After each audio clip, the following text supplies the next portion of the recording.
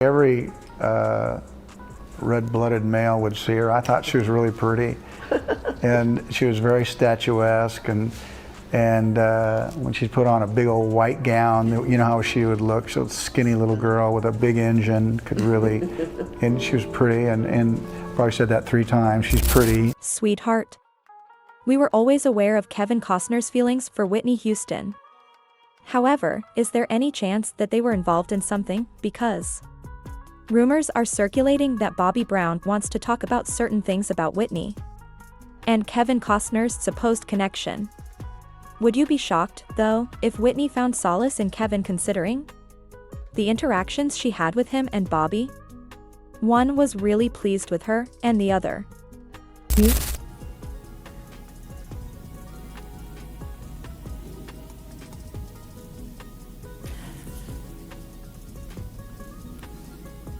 He's not gonna like this, but yes. Mm-hmm.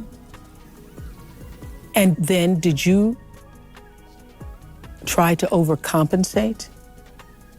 I tried to play down all the time. Yeah. And you know, other than being jealous of Whitney's success, Bobby was also 1000% jealous of Kevin and Whitney's relationship. And it was pretty clear from the way he answered questions about their intimate scenes.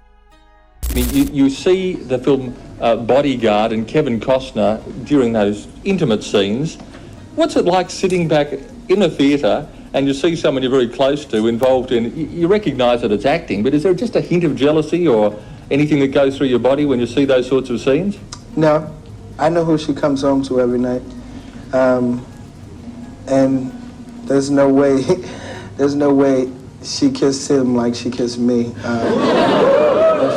If it was, there would be a little bit of jealousy, but it's not too much of intimate scenes with them in the movie, you know, it's like off and on, you know, right? A kiss here and a kiss there, but you know, that's a lot less than what we do. He has reportedly been talking more about his feelings behind the scenes, and that is precisely what we will be discussing. Alright, everyone is aware that Whitney and Bobby Brown's relationship was unique. And I am referring to an individual who acknowledged hitting Whitney Houston when he was attempting to stay sober.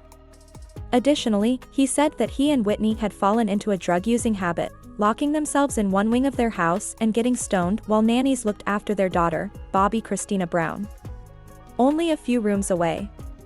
Bobby Brown is also frequently held accountable for exposing Whitney to the difficult material. Even though he disputes it, others claim that the connection had a significant role in her passing. Now, on the other hand, we had Kevin, someone who really cared about Whitney and genuinely just wanted her to be safe. Naturally, Kevin and Whitney's romance began in 1992 when they co-starred in The Bodyguard, the biggest romantic movie of the year. The relationship between Whitney and Kevin also garnered attention, even though the film was a tremendous box office success. It seems that Kevin wanted the most attractive lady in the world to be the bodyguard. Naturally, Whitney Houston was the only name that sprang to mind.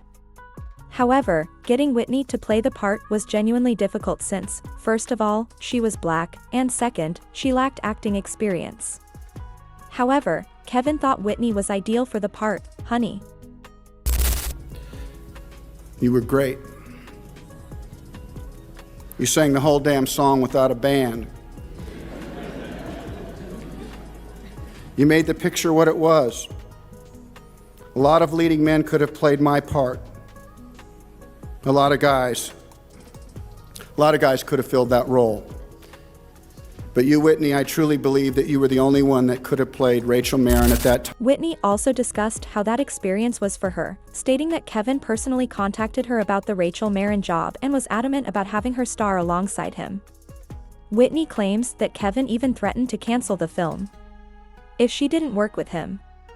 And you know what? Additionally, it was Kevin who suggested Whitney sing "I Will Always Love You." And because he believed that their passion in the film would be indisputable, he asked her to perform it a cappella at the opening. Youngster. As Kevin had imagined, there was no denying that chemistry. It's just ideal.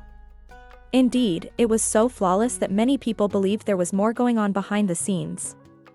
Furthermore, according to a source, Kevin was unable to take his eyes off Whitney. But by the time the movie ended, Whitney was getting married to Bobby Brown and ending her relationship with Kevin. At the time, Kevin was also married, but his union was already tumultuous.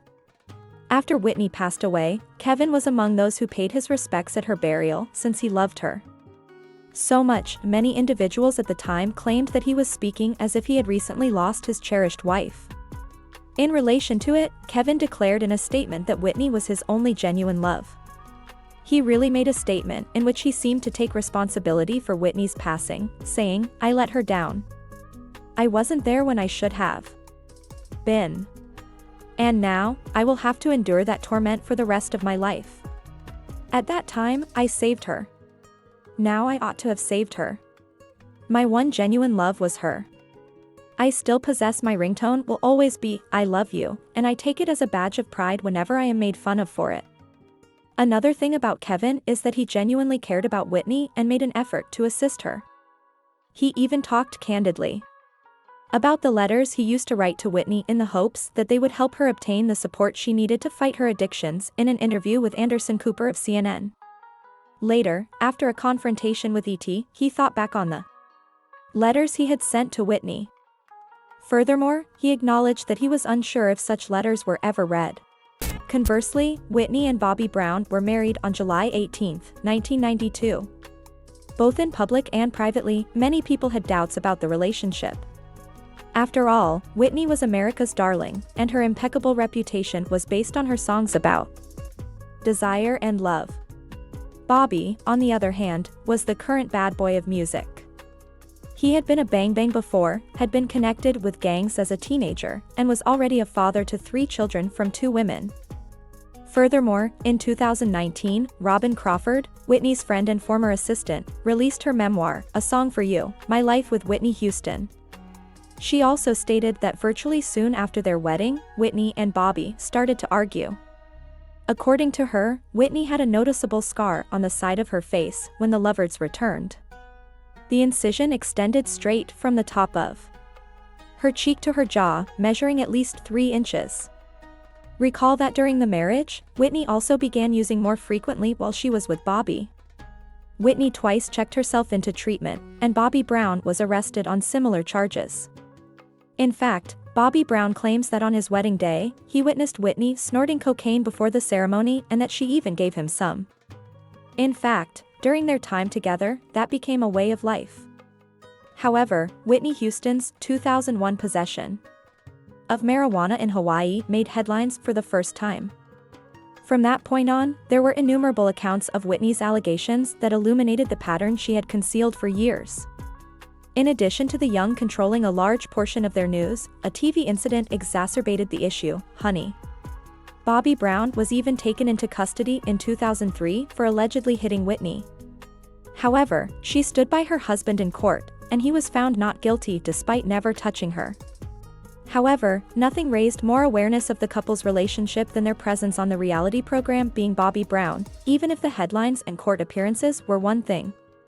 The show, which mostly focused on Bobby Brown's business and personal lives, aired on the Bravo network in 2005 after filming the couple for a few months the year before. It goes without saying that Whitney Houston was a key character in the series. It seems like Bobby Brown wanted to alter how the world saw him by revealing that aspect of his life. However, the show had the opposite effect. It brought attention to their tumultuous conduct and relationship. And in a startling and iconic moment, Bobby Brown proudly talked about cleaning Whitney Houston's butt on the air, leaving many viewers with an unneeded vision and a terrible taste. Oh no. Though in any case, whatever was happening with Whitney and Bobby had a significant impact on their daughter, Christina. Additionally, there is a lengthy history of Chrissy's struggles stemming from her upbringing. To begin with, we can all agree that Whitney and Bobby Brown are largely to blame for their daughter's current state of affairs because they exposed her to such instability and an unhealthy lifestyle. In 2011, this 17-year-old girl was featured on the cover of the National Enquirer, drinking and snorting snow. Additionally, she once slashed her arms in an attempt to end her own life while Houston was still alive. Additionally, it is clear that Chrissy never had a stable upbringing since Whitney kept her always on the go, taking her to public events, performances, and awards. When she was at home, they would spend days and weeks binging on various drugs. However, Bobby Brown has also refuted a number of the accusations made against him. And throughout the years, Kevin has made Whitney appear like an angel, when he has only made her look awful. For example, Kevin recalled his relationship with Whitney at the 2022 Screen Actors Guild Awards, stating that there are some moments and pictures that people will always remember when films are at their greatest. For The Bodyguard, it was Whitney's rendition of "I Will Always Love You." "I think we'll never forget when that little song came out and she just blew up," Kevin remarked. "The world was never the same musically once she sang the first section of it a cappella." Kevin, no falsehoods were found. No falsehoods. Kevin once more announced on Instagram in September 2022 that The Bodyguard will be showing on a large screen to mark its 30th anniversary. He also commended Whitney once more, stating, "I'm thrilled that we can all see this movie again and feel the magic that occurred when Whitney took the camera. I hope you'll join us in honoring her memory and this film." In fact, he has mentioned Whitney rather favorably a couple more times, which has strengthened the perception that they had a close relationship. Once more, many people are expressing that they can understand how Whitney might feel at ease with Kevin if there was ever anything private between them behind closed doors. The sole issue is that Bobby has reportedly been discussing that connection in a variety of ways behind the scenes. I'm not sure what he intends to accomplish so many years later, but do share your thoughts with me. Do you genuinely believe that Whitney and Kevin were having an intimate relationship? Would Kevin have made a more suitable spouse? Do you hold Bobby accountable for Whitney's passing as well? Down below, make a sound.